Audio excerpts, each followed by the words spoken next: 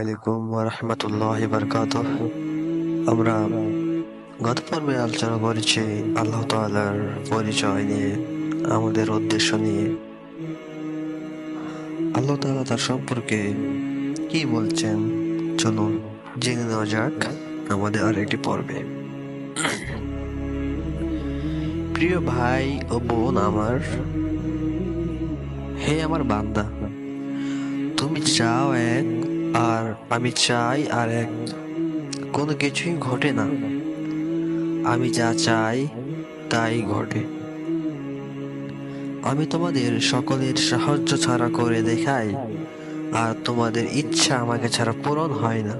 তো তুমি যদি আমার ইচ্ছা ও চাহিদার কাছে আত্মসমর্পণ করো, তাহলে আমি তা করব যা তুমি চাইবে। বান্দা, আমি তোমার জন্য দেখা একেবারে হারাম করিনি, দেখতে আমি তোমাকে একদম নিষেধ করিনি। তোমার জন্য দেখার অনুমতি আছে, কিন্তু একটা সীমা পর্যন্ত। সে সীমা লঙ্ঘন করো না। আমি তোমাকে শুনতে বারণ করিনি, তোমার জন্য শোনার অনুমতি আছে, কিন্তু একটা সীমা পর্যন্ত। সেই সীমা লঙ্ঘন করে শোনা যাবে না। দিনের ওপর চলা তখনই কঠিন হতো যদি আল্লাহ বলতেন, তুমি অন্ধ হয়ে যাও, কিছুই দেখার অনুমতি নেই, তুমি বধির হয়ে যাও, শোনা একেবারেই নিষেধ, তুমি ক্ষুধার্ত থাকো, খাওয়া দাওয়া একেবারে বন্ধ, তুমি বোবা হয়ে থাকো, কথা বলা নিষেধ। আল্লাহ তাআলা এসব বলেননি। তিনি সবকিছুর জন্য একটা সীমা নির্ধারণ করে দিয়েছেন, বলেছেন এতটুকু দেখতে পারো, এর বাইরে দেখা নিষেধ। আপনার সবাই জানেন কি দেখা যাবে আর কি দেখা যাবে না, কি শোনা যাবে আর কি শোনা যাবে না, কি বলা যাবে আর কি বলা যাবে না। বলেছেন তোমরা সত্য বলো, মিথ্যা বলো না, মিথ্যা বলা নিষেধ। গীবত করো না, মানুষের উপর মিথ্যা অপবাদ দিও না, ভালো কথা বলো, অশ্লীল কথা বলো না, গালি দিও না, কোরআন শোনো, গান শোনো না। অর্থাৎ আমি যা চাই তা করো, তাহলে আমিও তাই করব যা তুমি চাও। আল্লাহ তো আমাদের কাছে এটাই কামনা করেন যে, ওহে আমার বান্দারা, তোমরা আমার আদেশ মতো জীবন পরিচালনা করো। আর আমরা কি বলি? আমরা বলি এখন আর সে যুগ নেই, এখন যুগ পাল্টে গেছে। আপনি কি কখনো আপনার অবুঝ সন্তানের বিদ্যা অনুযায়ী কাজ করেন? আপনি তো আপনার সন্তানকে নিজের জ্ঞানের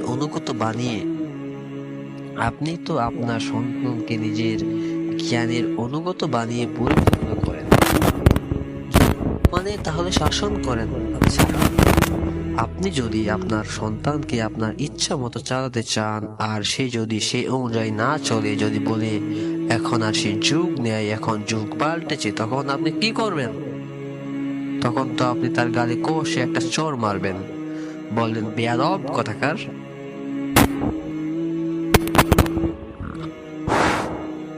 আমার সন্তান হয়ে আমাকে কিনা বলছে যুগ পাল্টে গেছে, যখন আল্লাহ বলেন এটা করো না, এটা ঠিক নয়, সঠিক হলো এটা। তখনই তো আমরা পণ্ডিতের মতো করে বলে ফেলি এখন যুগ অনেক পাল্টেছে, এখন আধুনিক যুগ, যুগের সাথে তাল মিলিয়ে তো চলতে হয়। মূর্খ জানে না, হে মূর্খ। এই কথার দ্বারা সে আল্লাহ তাআলার অসীম জ্ঞান ও বিধানকে অবহেলা করেছে। বলুন তো, তখন আল্লাহ পাকের কি করা উচিত? যুগের পরিবর্তনে, কালের পরিক্রমায় আল্লাহ তাআলা জ্ঞানে কি কোনো পরিবর্তন ঘটে? ইসলামের বিধি বিধানে কি কোনো কালে অচল হয়ে যায়? হয় না। ইসলামের বিধি বিধান সর্বকালের সর্বযুগের জন্য।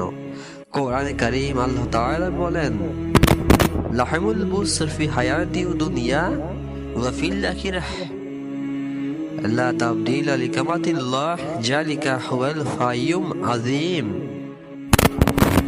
এর জন্য সুসংবাদ, পার্থিব জীবনে ও পরকালীন জীবনে আল্লাহর বাণীর কোনো পরিবর্তন নেই। এটাই হলো মহা সফলতা। এই হলো কোরআনের শক্তি, যে আল্লাহ পাক বলেছেন আমি তোমাদেরকে এমন এক কিতাব দান করেছি যার কোনো পরিবর্তন নেই। এ হলো আল্লাহ তাআলার কুদরত। আল্লাহ তাআলা আমাদেরকে একটি জীবন বিধান দিয়েছেন।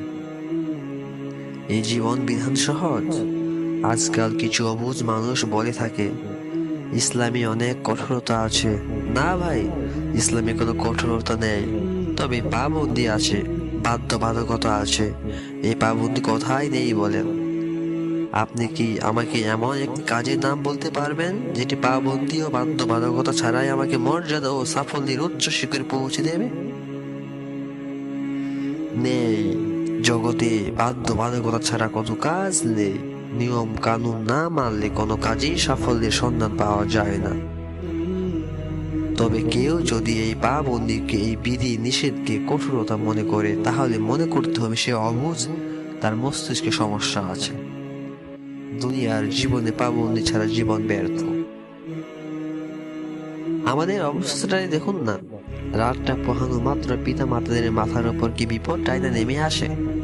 বাচ্চাদের প্রস্তুত করো, ওদের স্কুলে পাঠাই, সময় মতো পাঠাতে হবে, দেরি করা যাবে না। সকালের বেলাটা মহিলাদের, বিশেষ করে মায়েদের কতই না পেরেশান হতে হয়। কতক বাবারা তো নিজেরাই ছুটতে শুরু করেন। এই বাধ্যবাধকতা আর পাবন্দির চাপাচাপিতে সবারই অবস্থা করুন। কিন্তু কি করা, এগুলো তো করতেই হবে। চাপাচাপিতে সবারই অবস্থা করুন, কিন্তু কি করা, এগুলো তো করতেই হবে। তো এগুলো কি কঠোরতা না? এগুলো কঠোরতা নয়, এগুলো পাবন্দি। পাবন্দি না থাকলে গন্তব্যের নাগাল পাওয়া যায় না। এই পাবন্দির মাঝেই মর্যাদা ও সাফল্য লুকিয়ে আছে। আর বুঝতে হবে, স্বাধীনতা এক জিনিস, কঠোরতা আরেক জিনিস, আর পাবন্দি আরেক জিনিস। পাবন্দির মাঝেই স্বাধীনতা ও মর্যাদা আছে। পাবন্দি ছাড়া কেউ জীবনে লক্ষ্য অর্জন করতে পারে না। আল্লাহ তাআলা পাবন্দির মাঝেও মমতা ও কোমলতা রেখে দিয়েছেন। কিভাবে? আপনি কুরআনুল কারীমের প্রথম লাইনটি পড়ুন, বিসমিল্লাহির রহমানির রহিম। শুরু করছি আল্লাহর নামে, যিনি দয়ালু, পরম দয়াবান। আল্লাহর পরিচয় কি? আর রহমান, আর রহিম। দয়ালু ও পরম দয়াবান। আল্লাহ দয়ালু। কঠোরতা তার চরিত্রে নেই। আল্লাহ তাআলা আমাদেরকে কানুন দিয়েছেন যে তা মানবে তাতে কল্যাণ, তাতেই থাকবে কমলতা, কোনো কঠোরতা নেই। কথা এখানে শেষ হয়ে যেতে পারত, কিন্তু শেষ হয়নি। যেহেতু মানুষের মাঝে অকৃতজ্ঞতার স্বভাব আছে সংশয় প্রবণতাও, তাই আল্লাহ তাআলা সান্ত্বনা দিতে গিয়ে বলেন, আলহামদুলিল্লাহ, অন্তরে কোনো সংশয় স্থান দিও না, তোমরা অকৃতজ্ঞ হয়ো না, বলো সকল প্রশংসার মালিক আল্লাহ। আল্লাহ তাআলা নিজের পরিচয় দিয়েছেন। আল্লাহ তাআলার বহু গুণবাচক নাম রয়েছে। নিজের পরিচয় দিতে গিয়ে এখানে অন্য আরো নাম উল্লেখ করতে পারতেন। কাহার অর্থাৎ পরাক্রমশালী, জব্বার প্রতাপশালী, মালিক অর্থাৎ অধিপতি, প্রতাপশালী ও বিশ্বজগতের অধিপতি, কিন্তু তিনি তা বলেননি। বলেছে রব্বিল আলামিন, যিনি জগৎ সমূহের রব, প্রতিপালক। প্রতিপালন মমতা ও ভালোবাসা ব্যতীত হয় না। স্নেহ মমতায় আল্লাহ পাক আমাদেরকে প্রতিপালন করেছেন। আল্লাহ তাআলা বলেছেন, আমি জগৎ সমূহের প্রতিপালক, ওহে মানব জাতি, আমি তোমাদের পালন কর্তা। তো বলুন, পালন কর্তা কখনো কঠোরতা করে কি? তবে পাবন্দি আরোপ করে অবশ্যই। তো আল্লাহ তাআলা মানুষের পাবন্দির জন্য আইনের যে কিতাবখানা সহজ ও সাবলীল ভাষায় আমাদেরকে দিয়েছেন, তার শুরুতেই বলে দিয়েছেন, আমার বান্দাগণ, আমার বান্দিগণ, আমি খুব দয়ালু।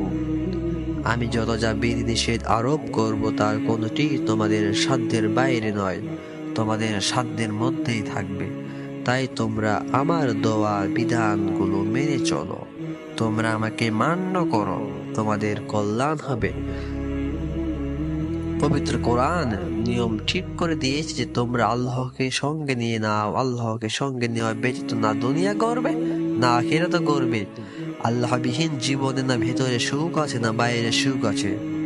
একজন মানুষ যদি সমগ্র জগতের সমুদয় সম্পদের মালিক হয়ে যায়, সমগ্র জগতের ক্ষমতার রাজ যদি তার মাথায় সুশোভিত হয়, সমগ্র জগতের ধন ভাণ্ডার গুটিয়ে যদি তার পায়ে এসে পতিত হয়, কিন্তু যদি আল্লাহর সঙ্গে তার কোনো সম্পর্ক না থাকে, তাহলে তার জীবন আলোকিত হবে না, অন্তরের শান্তি লাভে সক্ষম হবে না। তাহলে শান্তি কোন পথে? প্রিয় ভাই ও বোন আমার, যে লোক পরকালকে ভাবনা বানিয়ে নেয়, আল্লাহ পাক তার জীবনটাকে সমৃদ্ধ করে দেন, তার অন্তরে অমুখাপেক্ষিতা ঢেলে দেন, দুনিয়া তার অনুগত হয়ে যায়, আল্লাহ তার সকল চিন্তা পেরেশানি দূর করে দেন। দুনিয়া এমন অবস্থায় তার পায়ে এসে পড়ে যে দুনিয়ার প্রতি সম্পূর্ণরূপে নির্মোহ। আজকাল আমার আপনার ও জগতের সমস্ত মানুষের চিন্তাধারা হলো, অর্থ আসবে তো আমরা সচ্ছল হব, আমাদের সকল সমস্যার সমাধান হবে। এই বহুজ বিশ্বাস বর্তমানে মুসলমানদের, ইহুদিদের, হিন্দুদের, খ্রিস্টানদের, জগতের অধিকাংশ মানুষের। বলুন তো, আমরা মুসলমানরা এই মানসিকতা কোথায় পেলাম? ইউরোপ আমেরিকা তথা ভোগবাদী দুনিয়াদার মিথ্যা ধর্মের অনুসারীর কাছ থেকে? হ্যাঁ, আমরা সেটাই অনুসরণ করছি বর্তমানে। কিন্তু এই মানসিকতা ভুল, যে শয়তান আমাদের অন্তরে ঢুকিয়ে দিয়েছে। আল্লাহ বলেছেন, অসচ্ছল হলেও তুমি সুখী, আমি যদি সন্তুষ্ট থাকি। তোমরা দুনিয়া ও আখিরাতের সমস্ত সমস্যার সমাধান হয়ে যাবে। আর যদি আমি অসন্তুষ্ট হয়, তাহলে তোমার দুনিয়াও গড়বে না, আখিরাতেও গড়বে না। এটি আল্লাহ পাকের নিজাম, যা আকাশ থেকে এসেছে। তোমরা আল্লাহ তাআলাকে আপন করে নাও, আল্লাহ আপন করা ব্যতীত দুনিয়াও গড়বে না, আখিরাতেও গড়বে না। যে অন্তরে আল্লাহ তাআলার প্রতি ভালোবাসা নেই, সে অন্তরে মরুভূমির মতো। সে জীবন এক অন্ধকার জীবন, না ভেতরে সুখ আছে না বাইরে সুখ আছে। একজন মানুষ যদি সমগ্র জগতের সমুদয় সম্পদের মালিক হয়ে যায়, সমগ্র জগতের সমুদয় রূপ সৌন্দর্যকে যদি পার্শ্বে বসিয়ে দেয়, জগতের সকল ক্ষমতার তাজ যদি তার মাথায় সুশোভিত হয়, কিন্তু যদি আল্লাহ তাআলার সঙ্গে তার কোনো সম্পর্ক না থাকে, তাহলে এসব বস্তুর মধ্যে এমন কোনো আলো নেই যা তার ভেতরের অন্ধকারকে দূর করতে সক্ষম হবে। এমন কোনো বস্তু নেই যেটি তার আত্মার ছটফটানে প্রতিকার করতে পারে। এমন কোনো বস্তু নেই যেটি তার ভেতরের অন্ধকার জগৎকে আলোকিত করতে সক্ষম হবে। অন্তরের ছটফটানি দূর করা যায় একমাত্র আল্লাহ তাআলাকে আপন করে নেওয়ার মাধ্যমে। ভেতরের অন্ধকারের আলো, বাইরের ব্যথা বেদনার নিরাময়কারী আল্লাহ ছাড়া আর কেউ নেই। পৃথিবীকে নিয়ন্ত্রণকারীও আল্লাহ, হৃদয় জগৎকে স্বস্তি দানকারীও আল্লাহ, ভেতরের চিন্তা পেরেশানি বিদূরিতকারীও আল্লাহ। আল্লাহর কসম, আল্লাহকে ব্যতীত আমরা কিছুই নয়। আল্লাহ যদি সন্তুষ্ট না হন, তাহলে আমরা কিছুই পেলাম না, কিছুই হলো না। আল্লাহ তাআলা সন্তুষ্ট হয়ে গেলেন তো সবই হয়ে গেল। আল্লাহ তাআলা নারাজ হলেন তো আমরা উভয় জগতের বাজিতে হেরে গেলাম। আল্লাহ তাআলা সন্তুষ্ট হলেন তো আমরা বাজিতে জিতে গেলাম। আল্লাহ তাআলার সন্তুষ্টির জন্য আমরা যদি সব ধরনের ত্যাগ স্বীকার করতে রাজি থাকি, তবে আমাদের উভয় জগৎ আলোকিত হবে। চাই আমাদের ফাঁসিতে ঝুলানো হোক, চাই আমাদেরকে করাত দ্বারা ছিঁড়ে ফেলা হোক, এর দ্বারা টুকরো টুকরো করা হোক, চাই দেহের চামড়া খসিয়ে ফেলা হোক, চাই আগুনে আমাদেরকে জ্বালিয়ে ভস্ম করা হোক। আল্লাহ তাআলা বলেন, ইয়া ইবনে আদম, ইন তাকুম ইলাইয়া আমালান উক্কিল নাফসি ওয়া আসাদুক তাফসির। হে আদম সন্তান, তুমি আমার দাসত্বের জন্য অবসর হয়ে যাও, আমি তোমার অন্তরকে অমুখাপেক্ষিতা দ্বারা ভরে দেব, আর অভাব অনটন দূর করে দেব। আর যদি তা না করো, তাহলে আমালাকুল বাকা সুগর, আমি তোমার অন্তরকে ব্যস্ততা দ্বারা ভরে দেব। তখন তোমার কাজের কোনো শেষ থাকবে না, তোমার জীবনে একের পর এক বিপদ আসতে থাকবে, তোমার ব্যস্ততা ও ঝামেলার কোনো।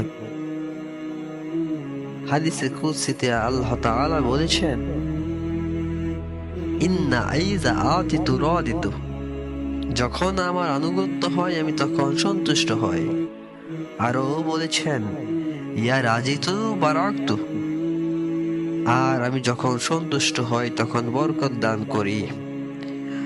লাইসা লি বারাকাতি নিহায়াতুন, আমার বরকতের কোনো শেষ নেই। আর যখন আমার বরকতের দরজা খুলে যায় তখন তার কোনো সীমা পরিসীমা থাকে না। আজ মুসলমান বলে আমি পেরেশান, মনে শান্তি নেই, আমার জীবন অস্থিরতায় ভরে গেছে। আল্লাহ তাআলা বলছেন, বান্দা তুমি যদি আমার বিধানগুলো মানো, তুমি যদি আমার দিনের পথে আসো, তাহলে আমি তোমার সকল পেরেশানি দূর করে দেব, আমি তোমার সকল দুশ্চিন্তা অস্থিরতা দূর করে দেব, আমি তোমার অভাব অনটন দূর করে দেব, আমি তোমার অন্তরে অমুখাপেক্ষিতা ঢেলে দেব, দুনিয়া তোমার কাছে দৌড়ে হাজির হবে। আর যদি নিজের মন মতো চলো তাহলে মান কানা হাম্মু মান কানা হাম্মুহু তালাবুদ দুনিয়া, যে লোক দুনিয়া কামানোর ধান্দায় ব্যস্ত, আল্লাহ তার অন্তর্নিতে তার যে একটি জোরে। তো ভাই বোন আমার, যে ব্যক্তি জীবনে শান্তি চায় সে যেন নিজেকে আল্লাহ তাআলার সন্তুষ্টির দিকে মনোনিবেশ করে, সে যেন নিজেকে, নিজের জীবনকে রাসূলুল্লাহ সাল্লাল্লাহু আলাইহি সাল্লামের তরিকার উপর তুলে দেয়। কারণ রাসূলুল্লাহ সাল্লাল্লাহু আলাইহি সাল্লামের কোন একটি আমল আল্লাহ তাআলা এত পছন্দ যে একজন মানুষ যখন কোন সুন্নতের উপর আমল করে তখন আল্লাহ তাআলা তার প্রতি ভালোবাসার দৃষ্টিতে তাকান। আর যার প্রতি আল্লাহ পাক ভালোবাসার দৃষ্টিতে তাকান তার উপর রহমতের বৃষ্টি বর্ষিত হয়। এই রহমতই হলো শান্তি, মনের শান্তি আল্লাহ তাআলার হাতে। রাসূলুল্লাহ সাল্লাল্লাহু আলাইহি সাল্লাম বলতেন, ও হে কুরাইশরা, তোমরা যদি আমার আনুগত্যে এসে পড়ো তাহলে কিসরার কন্যারা তোমাদের শয্যায় এসে পড়বে, কায়সার কেসরার ধন ভাণ্ডার তোমাদের পায়ে এসে পতিত হবে। তো শান্তি ও সমৃদ্ধি উভয় জগতের কল্যাণ সে সময়ে আল্লাহর হাতেই ছিল, আজও আল্লাহর হাতেই আছে এবং পৃথিবী ধ্বংস হওয়ার আজ অবধি পর্যন্ত থেকে যাবে। এক্ষেত্রে একটি ঘটনা বর্ণনা করি একটি সাহাবীকে নিয়ে। প্রখ্যাত সাহাবী হযরত সাদ বিন মুআজ রাদিয়াল্লাহু তাআলা আনহু এর ইন্তেকালের পর হযরত জিবরাইল আলাইহিস সালাম এসে জিজ্ঞেস করলেন, ইয়া রাসূলুল্লাহ, আজকে মারা গেল। রাসূলুল্লাহ সাল্লাল্লাহু আলাইহি সাল্লাম বললেন, আমার তো জানা নেই, তা কি ব্যাপার? জিবরাইল আলাইহিস সালাম বললেন, আজ যে লোকটি মারা গেছে তার মৃত্যুতে আল্লাহ আরশ কেঁপে উঠেছে। রাসূলুল্লাহ সাল্লাল্লাহু আলাইহি সাল্লাম বললেন, সাদ তো অসুস্থ ছিল, আমি খোঁজ নিয়ে দেখব। রাসূলুল্লাহ সাল্লাল্লাহু আলাইহি সাল্লাম খোঁজ নিয়ে জানলেন হযরত সাদ ইবনে মুআজ রাদিয়াল্লাহু তাআলা আর নেই, তিনি মারা গেছেন। সংবাদ পেয়ে তিনি মসজিদ থেকে এমন দ্রুততার সঙ্গে বের হলেন যে তার সঙ্গে চলতে গিয়ে সাহাবাদের জুতার ফিতা ছিঁড়ে গেল, গায়ের চাদর পরে গেল। এমনকি তারা বলল, ইয়া রাসূলুল্লাহ, আমরা ক্লান্ত হয়ে গেলাম। রাসূলুল্লাহ সাল্লাল্লাহু আলাইহি সাল্লাম বললেন, জলদি করো, ফেরেশতারা 7 দিন গোসল দিয়ে দেয় কিনা আর আমরা বঞ্চিত হয়ে না যাই। কিন্তু রাসূলুল্লাহ সাল্লাল্লাহু আলাইহি সাল্লাম ইবনে মুআজের ঘরে পৌঁছে দেখেন একটি কক্ষে শুধু হযরত সাদের লাশটি পড়ে আছে, কক্ষে আর কেউ নেই। কিন্তু রাসূলুল্লাহ সাল্লাল্লাহু আলাইহি সাল্লাম এমন ভাবে ভেতরে প্রবেশ করলেন যে তিনি মানুষের ঠাসা মজমার ভেতরে মানুষদের সরিয়ে সরিয়ে অগ্রসর হচ্ছেন।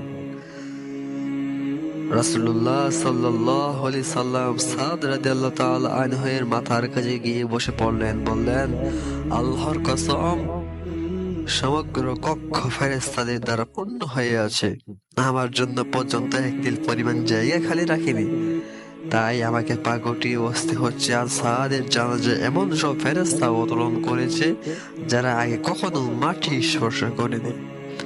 তাদেরকে আল্লাহ তাআলা প্রেরণ করেছেন যে যাও সাদের জানাজা পড়ে এসো। যার কাহিনী বললাম তিনি আল্লাহ রাসূলের একজন সাহাবী। আল্লাহ ও তার রাসূলের যথাযথ আনুগত্যের ফলে তিনি মর্যাদা লাভ করেছেন। এমন মর্যাদা টাকায় কেনা যায় না, জমিদারি আর বিত্ত বৈভব দ্বারা এমন মর্যাদা পাওয়া যায় না। বস্তুত আল্লাহ ও তার রাসূলের আনুগত্য তথা ইসলামের জীবন আদর্শে অনুসরণ আখিরাতের অনন্ত জীবনের মর্যাদাও হাসিল হয়, দুনিয়ার মর্যাদাও অর্জিত হয়। যেহেতু আমরা সাদ বিন মুআজ রাদিয়াল্লাহু তাআলা আনহু কে নিয়ে কথা বললাম, পরবর্তীতে আমরা সাদ বিন মুআজ রাদিয়াল্লাহু তাআলার লাইফ স্টোরি সম্পর্কে বিস্তারিতভাবে বিশদভাবে ব্যাখ্যা সহকারে আলোচনা করব। ওয়া আখির দাওয়ানা আলহামদুলিল্লাহ।